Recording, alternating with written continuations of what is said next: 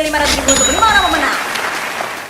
Bener nggak? Yang nonton juga nih, awas ya kalau masih sampai nongkrong, masih pergi keluar nggak pakai masker, nggak cuci tangan, masih batuk sesuka hati, itu namanya egois dan juga jahat.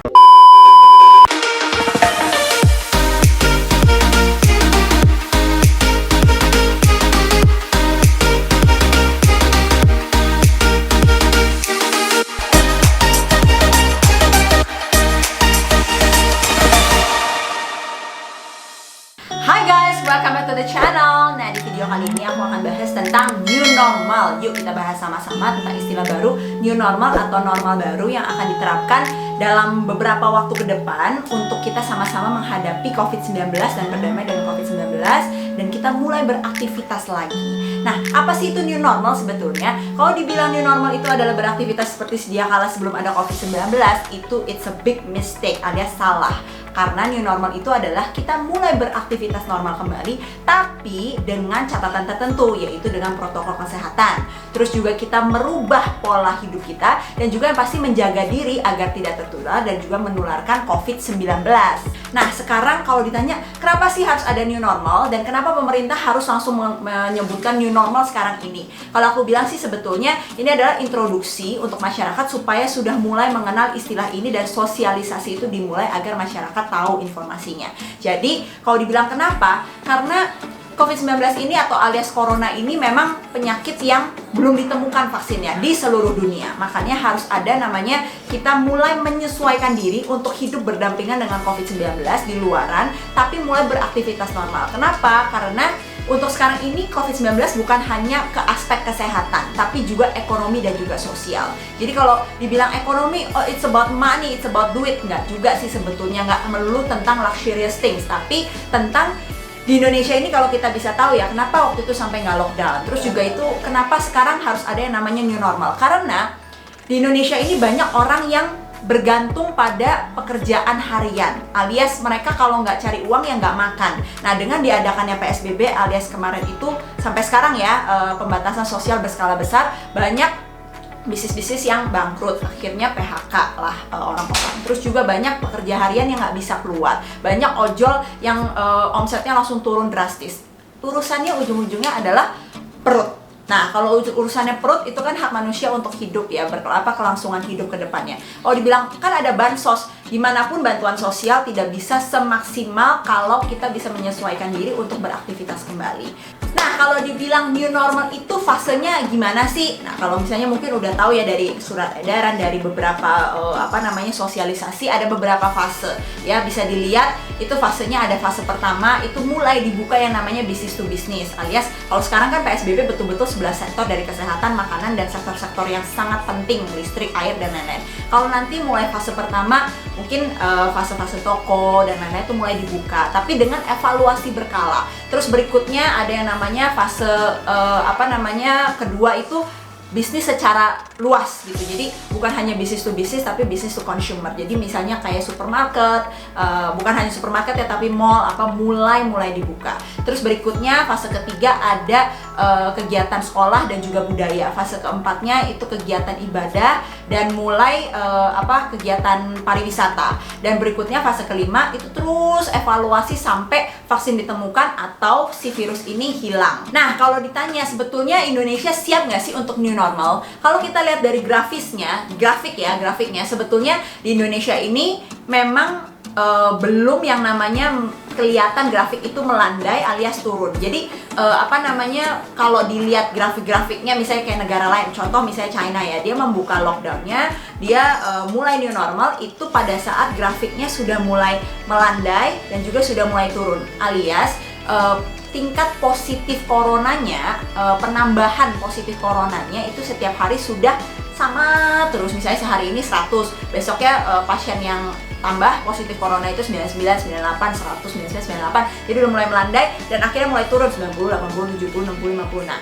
di situ sebetulnya baru mulai new normal. Tapi di Indonesia ini kalau kita lihat grafisnya sebetulnya masih naik terus dan turun itu sedikit terus naik lagi, terus sedikit naik lagi. Jadi sebetulnya kalau dibilang siap nggak siap, ya ini sebetulnya harus didiskusikan lebih lanjut lagi, dan untuk kebijakan new normal ini harus betul-betul teliti. Jadi untuk pemerintah pusat dan juga pemerintah daerah, kalau misalnya aku kan wakil rakyat di DKI Jakarta ya, jadi rekomendasinya adalah harus yang namanya berkomunikasi langsung dengan tenaga-tenaga medis yang sebetulnya adalah garda depan untuk menangani corona ini. Terus kedua adalah tokoh agama dan juga tokoh-tokoh masyarakat yang bisa mempengaruhi masyarakatnya untuk menerapkan new normal secara benar. Karena ini aja PSBB banyak yang masih kemarin belanja secara bergerombol, masih ada yang kucing-kucingan untuk pergi dari satu tempat ke tempat lain. Jadi memang harus diajak diskusi semua, dan yang pastinya juga pakar ekonomi, pakar sosial. Jadi kalau misalnya new normal diterapkan, secara kesehatan gimana, secara ekonomi, secara sosial gimana. Tapi kalau misalnya masih dipending, secara ekonomi, secara sosialnya bagaimana, apakah nanti timbul keributan, apakah timbul rush karena orang sudah tidak bisa ditahan, perutnya sudah tidak bisa ibaratnya sudah berbunyi dan tidak bisa ditahan lagi untuk kebutuhan sehari-hari. Jadi itu yang harus diperhatikan oleh pemerintah, bahwa new normal ini harus sama-sama kita diskusikan untuk kepentingan bersama. Oke, jadi kalau kita sebetulnya aku rekomendasi kita bahas aja ya, maksudnya nanti kita diskusi, yang mau komen silahkan di bawah.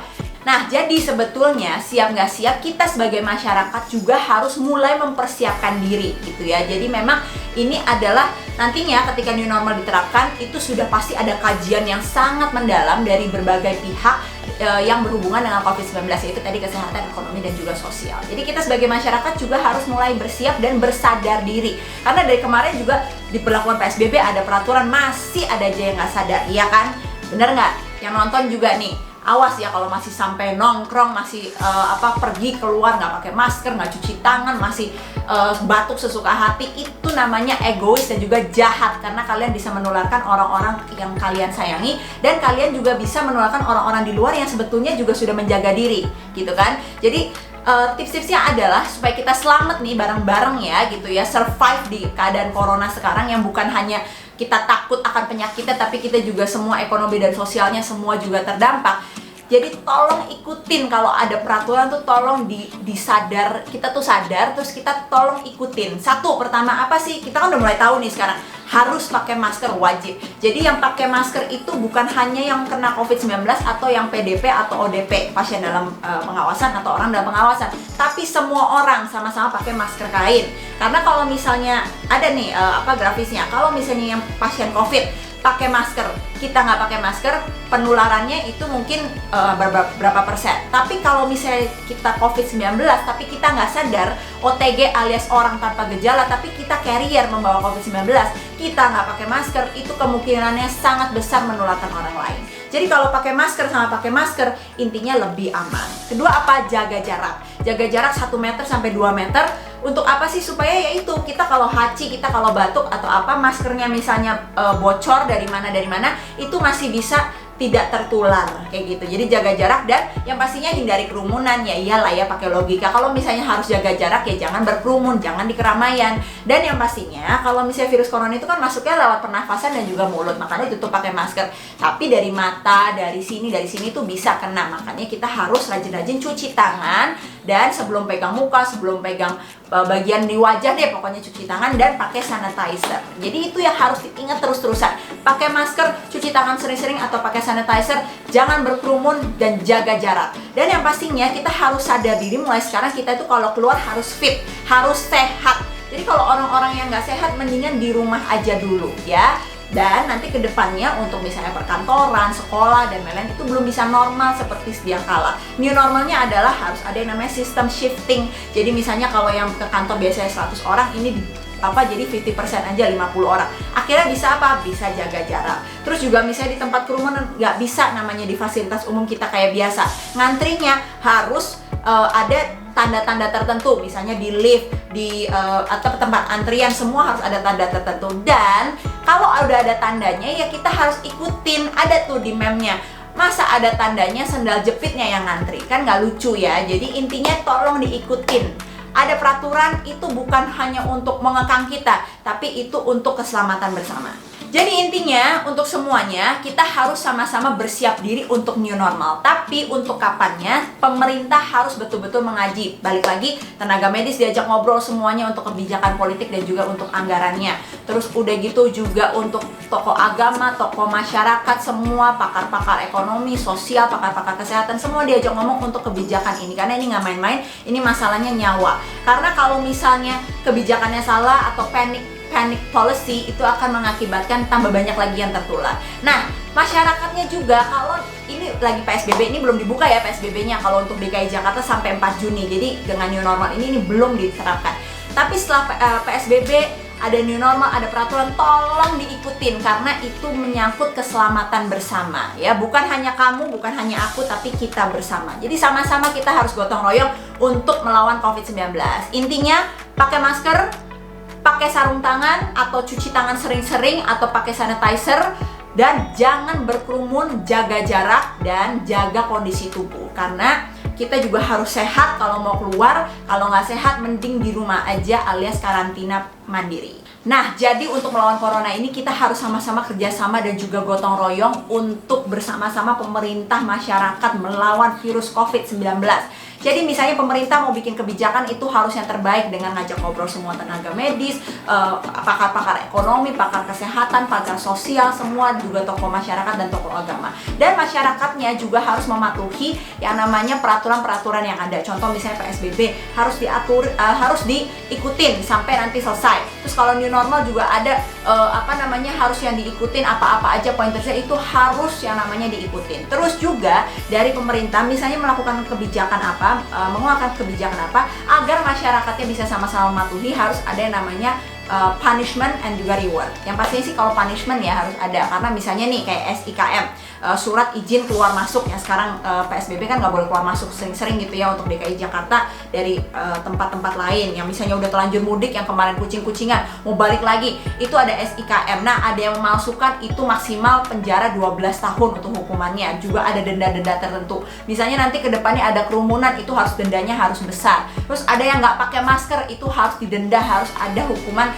misalnya sampai hukuman pidana atau apa, karena itu menyangkut keselamatan bersama. Oke? Jadi kita sama-sama berdoa semoga COVID-19 ini cepat berlalu, new normal bisa diterapkan, tapi dengan catatan semua elemen masyarakat sama-sama bisa bersatu untuk melawan COVID-19. Itu aja dari aku. Thank you semuanya. Jangan lupa di subscribe, like, komen, dan yang pastinya komen di bawah ini ya semuanya untuk kita sama-sama diskusi apa yang harus kita persiapkan untuk new normal ini. Thank you semuanya. Dah.